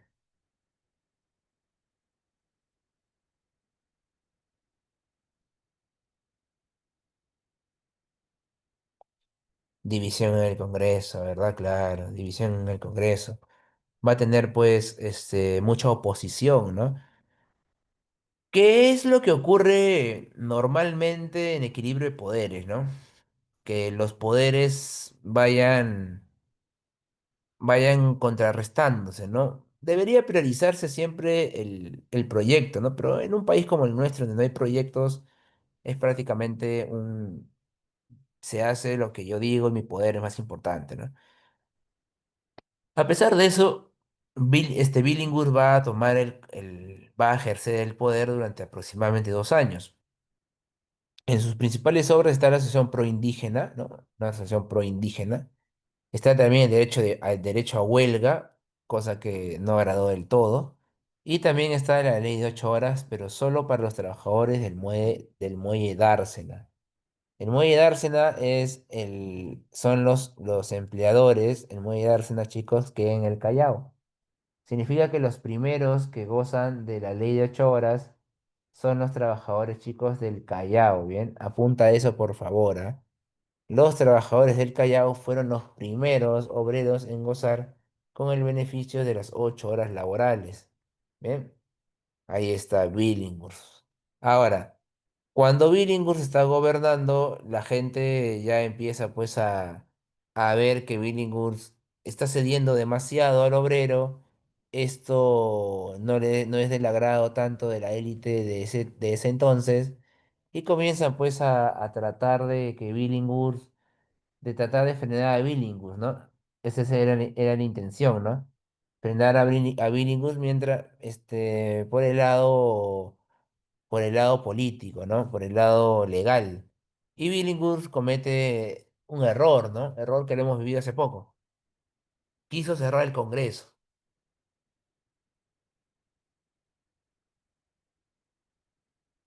Quiso nada más, ¿ah? Porque no lo logró cerrar. Las fuerzas de Billinghurst no eran muchas. Entonces no cierra el Congreso y ante esto a Billinghurst lo terminan sacando, pues, ¿no? No, no mediante un decreto, sino simplemente le van a dar golpe de Estado.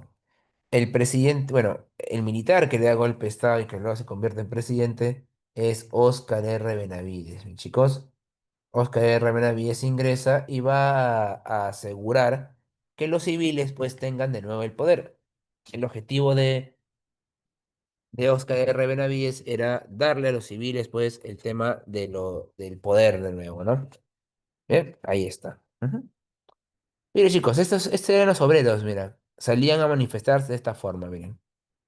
Otra vez de nuevo la elegancia de los obreros, ¿no? Creo que lo puedes notar, ¿no? El tema de las camisas, el saco, la corbata, que siempre estuvo ahí. Pero mira lo que dicen los letreros, ¿ah?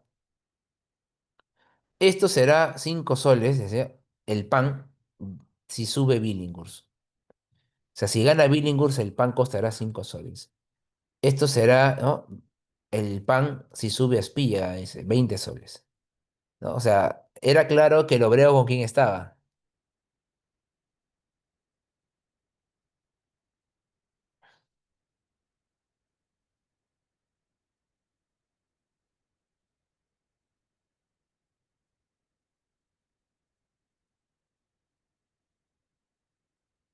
Claro, pues el obrero estaba con Billinghurst. Muy bien, chicos, claro, claro que sí.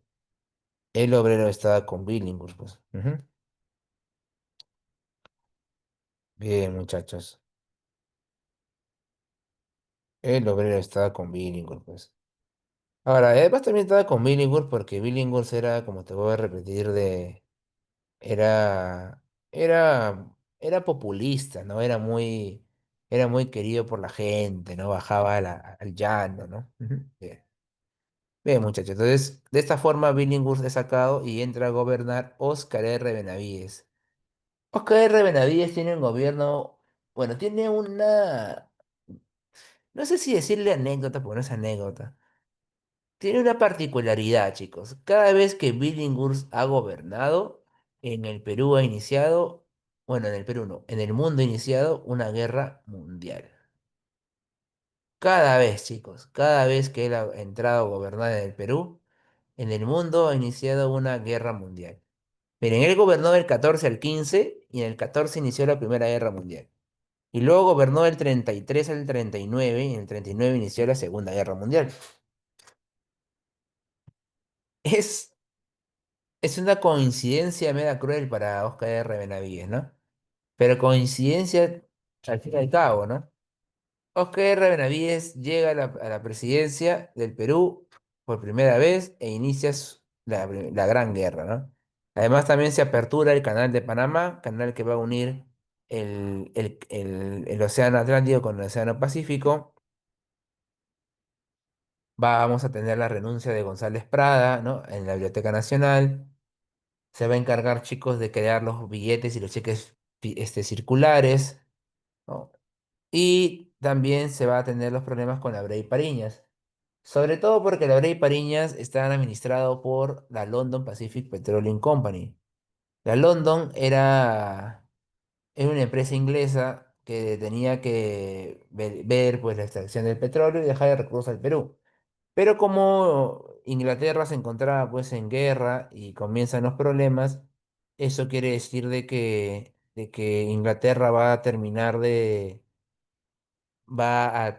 cediéndole y vendiéndole su parte, ¿no? A la IPC, a la International Petroleum Company, ¿no? Empresa que va a empezar a extraer, a explotar, perdón, los recursos chicos de la Bray Pariñas. Bien, bien. Se convoca una elección, muchachos.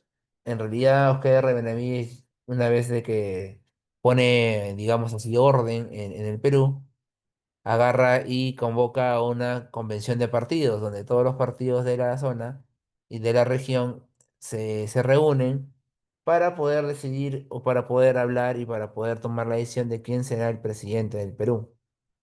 Ujú. En esta convención de partidos, ante la presencia de muchos, la persona que van a elegir como presidente del Perú va a ser José Pardo. Bien, José Pardo va a ser elegido como presidente del Perú por segunda vez. ¿No? Y entrará, chicos, a gobernar. Hasta aquí, chicos, ¿hay alguna pregunta, duda, consulta, algo que no hayan entendido? ¿Hay algo que no hayan entendido, muchachos?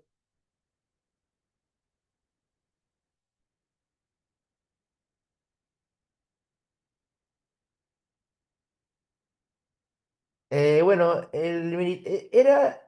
era algo normal en esa época, Muriel, que los adversarios políticos dieran golpe de Estado. Siglo XIX y siglo XX, los adversarios políticos se dan golpe de Estado, ¿no?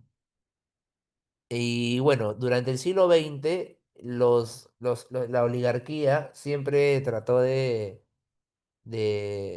ser apoyada por los militares, ¿no? También lo vamos a ver, por ejemplo, en el gobierno en el golpe de Sánchez Cerro, también lo vamos a ver en el golpe de Odría, ¿no? ¿Por qué? Porque la otra figura era, chicos, usted, también que asustaba un poco a la población, ¿no? Ujú. Claro, es que Velasco tenía Velasco ya había sido preparado por el CAEN, el Centro de Altos Estudios Militares. O sea, ya no solamente eran militares, sino eran gente que había tenido estudios de planificación, de geopolítica, ¿no? Ujú. Y además también porque Velasco Muriel tenía su corazoncito un poquito más tirado a la izquierda, ¿no? A pesar de que él no lo quiso decir, ¿no? Su corazoncito de Velasco estaba más a la izquierda, bueno. Bien, chicos. Aunque él siempre dijo que fue nacionalista, ¿no? Ya hablaremos de él más adelante. Bien, muchachos. Entonces, no, no te preocupes, hijo. Acá yo te dije, cuando habíamos hablado de república, hay bastante política, pues, ¿no? Así que tenemos que hablar de política. Bien, chicos, empezamos con el segundo gobierno de José Pardo y Barreda y tenemos pues primero que nada la rebelión de Rumimaki, de Teodoro Rumimaki, bien, chicos, una especie de movimiento campesino, ¿no? Idealista, ¿no?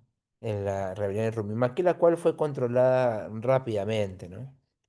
Además, también durante este gobierno, chicos, se va a dar se va a desarrollar la Primera Guerra Mundial, ¿no? Ese es el periodo donde prácticamente se da todo el desgaste de la guerra, ¿no? Desde el 15 al 19, ¿no? Y bueno, el Perú rompe relaciones con Alemania. Tengan mucho cuidado, ¿ah? Porque no es lo mismo romper relaciones que declarar la guerra, chicos. No es lo mismo.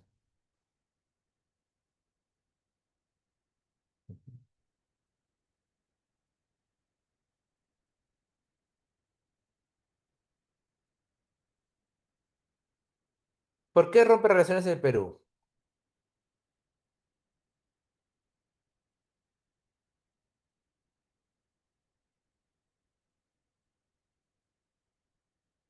¿Por qué, muchachos? Porque, bueno, en realidad, muchachos, el Perú está más cercano, pues, a la comercialización con Inglaterra, ¿no? Ujú. Sí, y bueno, se va a hundir el Orton, pues, ¿no? El famoso Orton. Y con esto el Perú tiene el acuerdo necesario para romper relaciones con Alemania, ¿no? Y con esto también se pliega un poco al apoyo no económico, pero sí de exportación de materia con los aliados, ¿no? Ya no con la perdón, con la política del entente y no con los aliados, ¿no? Recuerden que durante la Primera Guerra Mundial los aliados son Alemania, Austria-Hungría e Italia. Y la entente son Inglaterra, Francia y Rusia, ¿eh? Sí, sí, había carga peruana, Yasmín, sí, sí. Es en realidad una manera diplomática de decir, bueno, ha pasado esto, así que rompo relaciones contigo, ¿no? Ujú. Bien. Otras medidas de José Pardo, chicos, fue, por ejemplo, este, la ley de el descanso dominical, que fue importante, Normalmente los obreros trabajaban de lunes a sábado. Y la ley de 8 horas generales, la ley de 8 horas a nivel nacional. ¿Bien? Ahora, muchachos, la ley de 8 horas, mm, ¿quiénes son los grandes, los que se adjudican la ley de 8 horas? ¿Quiénes son la agrupación política que te dice, nosotros hicimos las 8 horas laborales?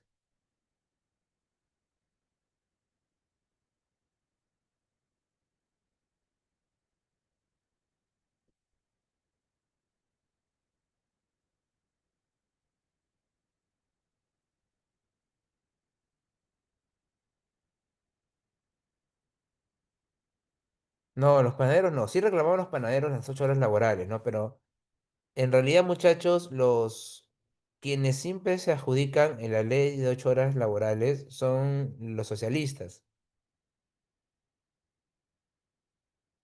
Los socialistas siempre dicen de que ellos fueron los que consolidaron las 8 horas laborales, y eso no es del todo cierto, porque el Partido Socialista recién aparece en la década siguiente, en la época de Mariátegui. Mariátegui es el que funda el Partido Socialista Peruano. ¿Quiénes son en realidad los que comandan la ley de 8 horas laborales? Obreros y estudiantes, sin tener una agrupación política, simplemente obreros y estudiantes que quieren y reclaman pues algo, una, una ley que los favorezca con temas de las labores diarias, ¿no? Entonces, ellos son los que movilizan. ¿Y saben qué líder estudiantil moviliza mucho a los estudiantes para hacerle fuerza al obrero y reclamar las 8 horas laborales? Uno que luego va a fundar el Partido Aprista Peruano, su líder mítico, Víctor Raúl Haya de la Torre. Víctor Raúl Haya de la Torre, muchachos, va a reclamar, pues, o va a ser el intermediario entre el obrero, ¿no? Agrupado y pues también los estudiantes, ¿no? De esta manera, chicos, el gobierno de Pardo va a terminar firmando las 8 horas laborales a nivel nacional. También se produce una reforma educativa, la cual permite que o cualquier otra persona que no sea solamente de la élite pueda entrar a San Marcos, cosa que no le agradó mucho a la gente de clase alta, pues, ¿no? Por eso es que un sector de la población salió de San Marcos y se fue pues al frente, ¿no? Que fue a la católica, ¿no? Recuerden que en San Marcos, chicos, estudiaban la clase alta, pues, ¿no? La clase alta. Bueno, no se vayan a molestar con lo que les voy a decir, pero el equipo del pueblo, el equipo popular, el equipo del pueblo es Alianza, pues, muchachos. Porque San Marcos, porque la U nace en San Marcos, y en San Marcos la gente era de dinero. O bueno, al menos era clase media, pues, ¿no?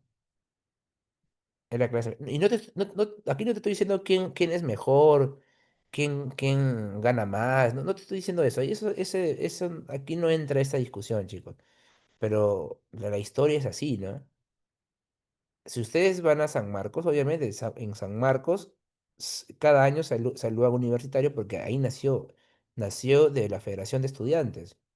La Federación Universitaria de Estudiantes se llama así. Por eso es que el primer clásico que se jugaron se dieron de golpes, pues, porque jugaron los hijos de los empleados, ¿no? Contra la gente de clase media acomodada, ¿no? No, hijita, es que no estoy hablando así, o sea, no estoy entrando al debate qué equipo es mejor. Yo respeto. Además, también, digamos así, seas del equipo de que seas, no te define como persona ser de un club, ¿verdad? No creo que tú te sientas mejor por ser parte de, ¿no? Ah, ya, muchas gracias, Ida, muchas gracias. Pero eso se genera aquí, chicos, miren, para que te des cuenta. Ahora, volviendo de nuevo al tema. Miren, claro, pues se llama clásico, pues el primer clásico se llama el clásico de los bastones, donde ahí se agarran, ¿no? Se dan con todo, porque había una rencilla clara, pues. Bien, ahora, cuando San Marcos tiene esta reforma educativa, y sí, lo ganó la U, si no me equivoco, Estefano 1-0, si no me equivoco. Si mal mi memoria no me falla, me parece que sí. Bien, pero cuando San Marcos hace que ingresen toda la población a la universidad, lo que hace la gente es agarrar e irse de San Marcos. Muchos dueños de fábricas, muchos comerciantes retiran a sus hijos, porque claro, no querían que sus hijos estudiaran con los hijos de los obreros.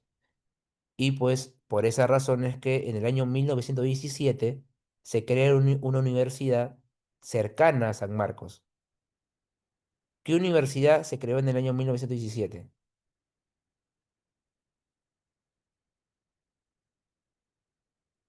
Claro, la Católica. Ujú. ¿Ustedes sabían que ese terreno de la Católica le pertenecía a la familia Ribagüero? Ese terreno de la Católica, lo que hoy día es la Católica y el Parque de las Leyendas, le pertenecía a la familia Ribagüero y se lo iba a donar a San Marcos, ¿ah? Se lo iba a donar a San Marcos, pero los Ribagüero y San Marcos rompieron relaciones. La familia Ribagüero fue duramente criticada por San Marcos, por eso es que los Ribagüero cuando, cuando termina su linaje, la familia Ribagüero se lo dona a la iglesia católica. Ujú. Y pues ahí se funda la Universidad Católica, ¿no? Ujú. Que bueno, tú sabrás pues que en la Universidad Católica hay gente de dinero, pues, ¿no? Hay gente de dinero, ¿no? Ya rajaremos de Católica en otro momento, chicos, ¿ah? Ya rajaremos la Católica en otra clase. Bien, sobre todo con sus luchas medias extrañas, ¿no? Pero nosotros tenemos San Marcos es otra cosa, pues chicos. Ya te he dicho yo que San Marcos no solamente tiene algo académico, sino todavía San Marcos tiene algo que no puede tener otra universidad, que es historia, pues muchachos. Eso tiene San Marcos que lo hace diferente. San Marcos tiene historia, muchachos. Ujú. Bien, hasta aquí todo claro, muchachos. Qué interesante, ¿no? Oye, ¿cómo se puede hablar de tantas cosas, chicos? Solamente tocando un pequeño detalle tan breve, ¿no?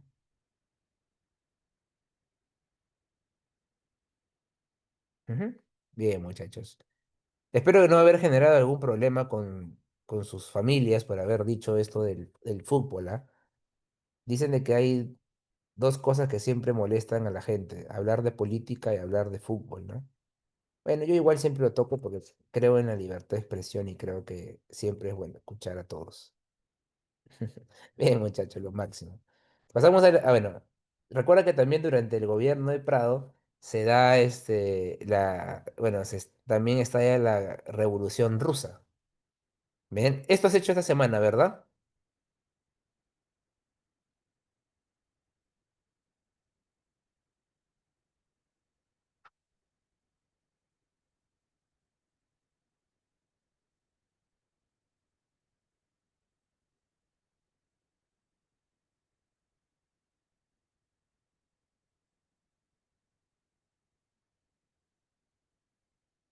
Bien, chicos. Y la Revolución Rusa, muchachos, ¿qué es lo que genera? ¿Cuál es la consecuencia de la Revolución Rusa?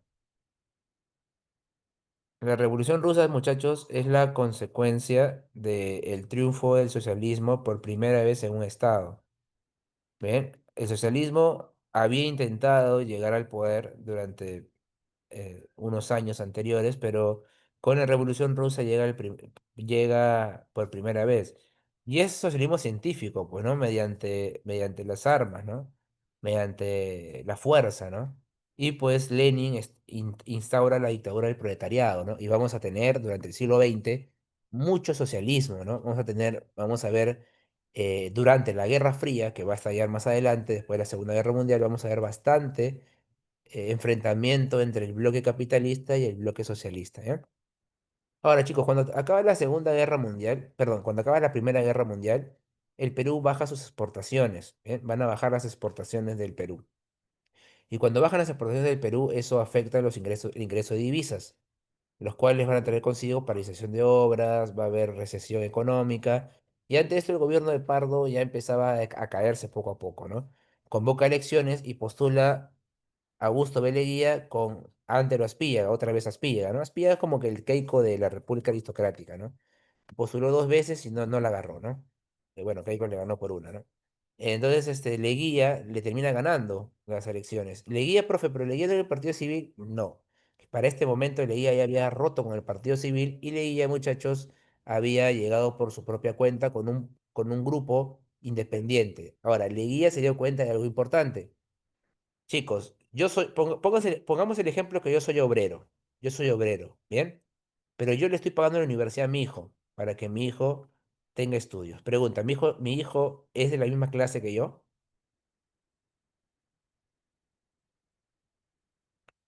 Si mi hijo es profesional, ¿sigue siendo de mi misma clase? Ya no, mi hijo ha ascendido. ¿En qué se convirtió mi hijo? En clase media, perfecto, muy bien, en clase media. Y obviamente, muchachos, y obviamente, como es clase media, ya sabe leer, como es profesional, ya sabe leer, ya sabe escribir. Entonces Leguía se acerca a ellos y les pide el apoyo a ellos. Y la clase media pues ya veía que la oligarquía ponía trabas para que ellos asciendan, así que de esta manera se rompe con la oligarquía y llega el golpe de Estado de Leguía. ¿Por qué Leguía da golpe de Estado a pesar de que había ganado las elecciones? Porque muchachos, porque se demoraban en dar el veredicto del triunfo electoral. Y tú sabes que cuando se demora en dar un veredicto es porque algo se está maquinando, ¿no? Así que Leguía, para asegurar su triunfo, días antes de que acabe el gobierno de Prado, da el golpe y pues llega al poder, ¿no? E instaura algo conocido como el oncenio de Leguía, 11 años de gobierno.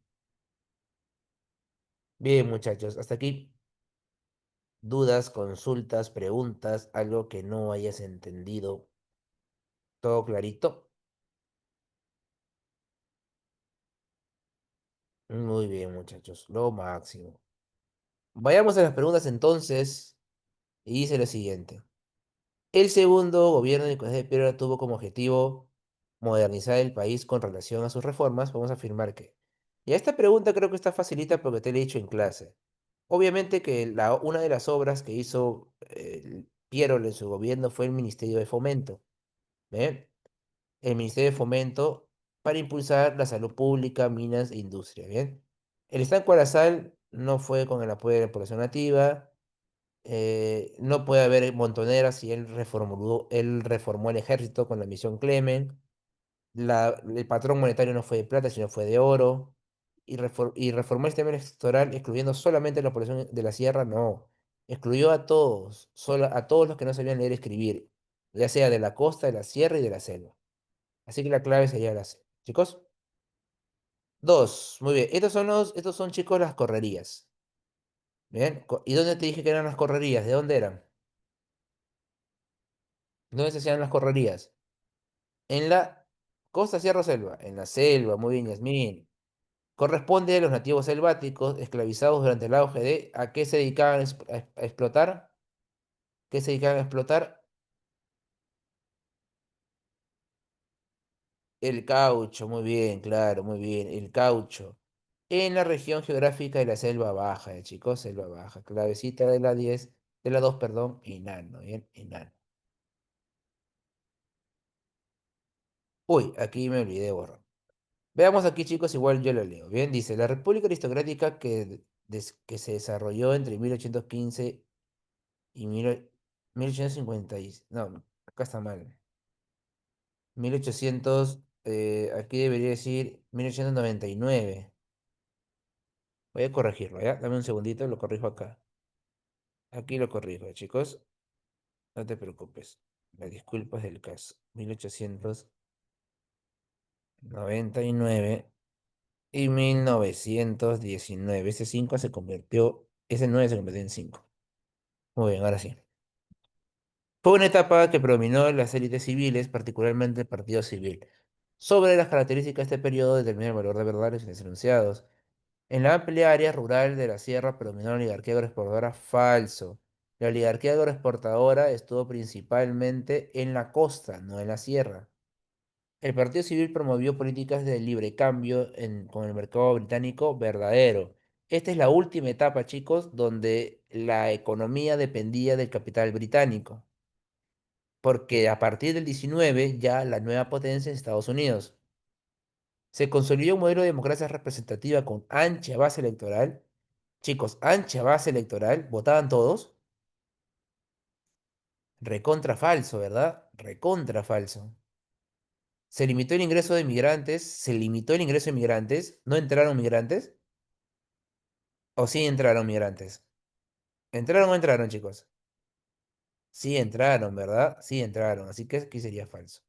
Clavecita, chicos, sería falso, verdadero, falso, falso, ¿bien? Dedo, chicos, dedo. Cuatro, se les hizo obligatorio entrar en una continua transformación tecnológica, para poder sobrevivir en el altamente competitivo mercado internacional, y se vieron obligados a tratar con una mano de obra numerosa, permanente y libre. El éxito de los azucareros se reflejó en su permanencia en asuntos nacionales. El Partido Civil puso a dos de ellos en la presidencia, Eduardo López Romaña, y nominó a un tercero, y José Pardo, perdón, y nominó a un tercero antes de Baspíllaga, en dos ocasiones para el cargo. Del texto podemos afirmar que los oligarcas en las primeras dos décadas del siglo XX, ¿cuál sería la clave acá, chicos?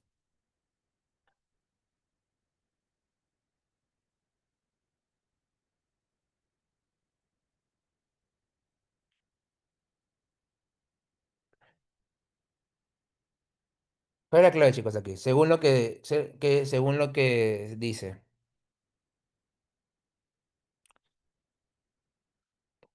Claro, muy bien, Andrea, excelente, hija. Los oligarcas buscaron modernizar la economía nacional, por eso dice la transformación tecnológica, y tener el control político, por eso puso su gente, como Eduardo López Romaña, José Pardo y también a Ante los Aspíllaga, ¿no? Esa Aspíllaga, ¿ya? Aspíllaga. No sé por qué se ha modificado. Esa Aspíllaga. Clavecita de la 4, casa. Bien. Otra vez se ha vuelto a modificar acá. Mil disculpas, chicos, no me he dado cuenta. A la hora de descargarlo, se ha modificado. Bien, dice en la República Aristocrática, durante el año 1899, 1919, el Perú experimentó importantes cambios económicos y sociales ligados al modelo agroexportador. Sobre las consecuencias de dicho modelo, establezca el valor de verdad. Uno, se fortaleció el poder de la oligarquía costeña, especialmente en los hacendados azucareros y algodoneros. Verdadero, el azúcar y el algodón fue lo principal que se exportó. El Estado promovió reformas agrarias, falso, pues no hay ninguna reforma agraria acá, ¿no? La reforma agraria viene del gobierno de Belaúnde, del gobierno de Velasco, ¿no? La expansión del ferrocarril facilitó el transporte de bienes de capital peruanos para su exportación a Inglaterra, falso, pues chicos. Aquí no hay expansión de ferrocarriles, y los ferrocarriles estaban controlados por la Peruvian, no eran de Perú. Se consolidó una estructura social y electoral basada en la exclusión de la mayoría de sectores populares. Claro, esto es recontra verdadero, ¿no? La mayoría de la población fue excluida, porque solamente, ¿quiénes votaban, chicos? ¿Quiénes votaban nomás? ¿Quiénes votaban nada más? ¿Quiénes eran los únicos que votaban, chicos?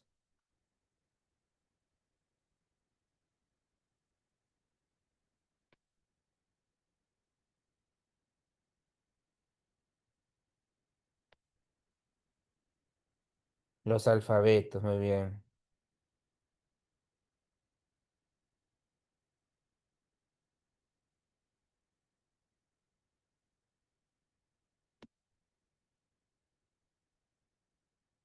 Muy bien, chicos. Así que la clave sería verdadero, falso, falso, falso, verdadero. ¿Bien? Besito. 6. José Pardo Barrera fue el único presidente civil en gobernar en dos periodos no consecutivos durante la República Aristocrática. Con respecto a su primer mandato, podemos afirmar que, ya chicos, facilita. ¿Cuál es la clave aquí?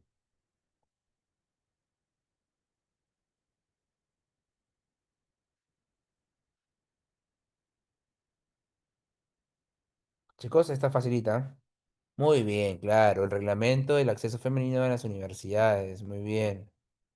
Muy bien, chicos. La D. Bien. José Pardo en su primer gobierno dio pues el acceso de las mujeres a las universidades. 7. Que otra vez se modificó. Este es 1912, 1914. Bien, este es 1912. Ya, muy bien. Esto tiene que ver con la imagen de Billinghurst, ¿no? Es más, te lo dije, ¿verdad? La imagen mostrada corresponde a la campaña electoral de 1912 en el Perú. De acuerdo al contenido de la fuente iconográfica en mención y el contexto social identificado, Billinghurst logró la presidencia por votos directos. Falso. Te cuento un poco sobre Billinghurst.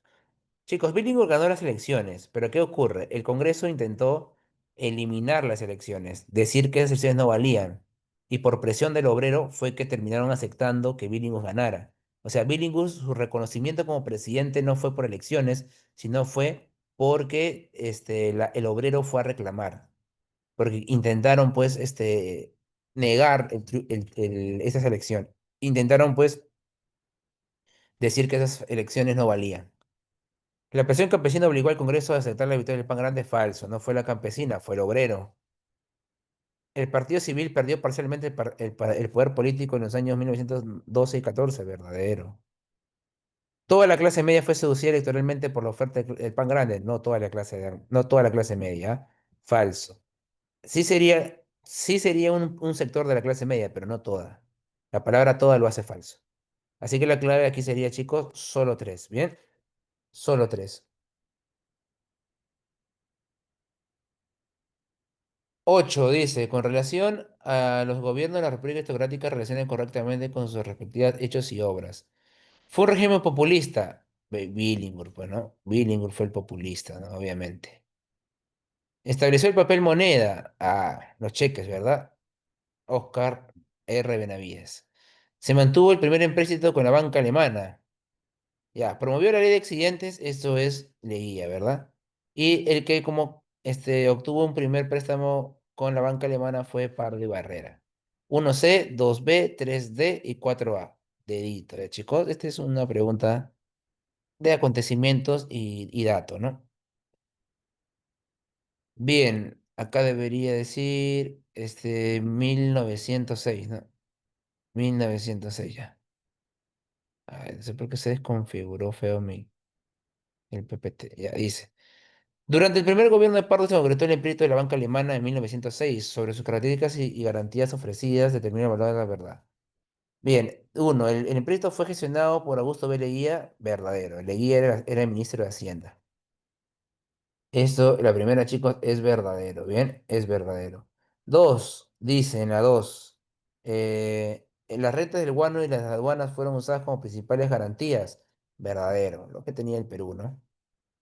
El estanco de la sal fue considerado como un respaldo fiscal complementario, también verdadero. Recuerda que ya se había dado el estanco a la sal, ¿verdad? El Congreso aprobó inicialmente un empréstito para construir un ferrocarril de Ucayali. No, falso. Los ferrocarriles ya no eran la prioridad para el Perú. Clave de la 9 es besito, chicos, besito. Y por último, la 10 dice, durante las primeras décadas del siglo XX, el régimen conocido como República Aristocrática entró en declive. ¿Cuál de las siguientes alternativas expresa correctamente las principales razones de su caída? Bueno, chicos, aquí la clave es la C.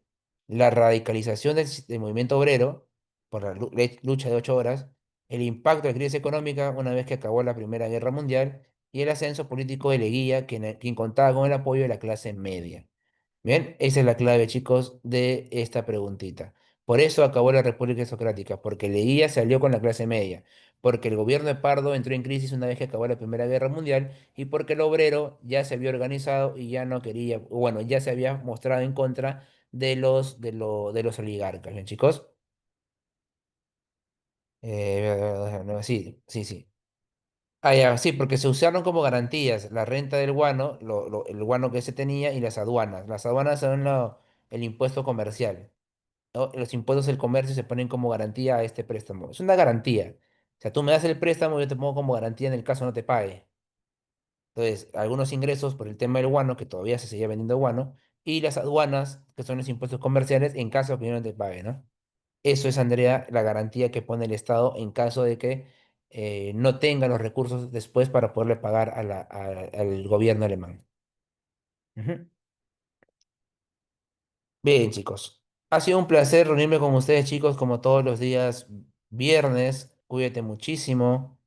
Espero que hayas disfrutado la clase. Yo le disfrutó muchísimo. Y nos vemos, chicos, la próxima semana a la misma hora en el mismo lugar, ¿ah? Te mando un fuerte abrazo y Espero pues chicos que todo te vaya muy bien en la semana. Disfruta tus fines de semana, sigue estudiando, un fuerte abrazo y saludos también por casa. Espero que todos estén bien.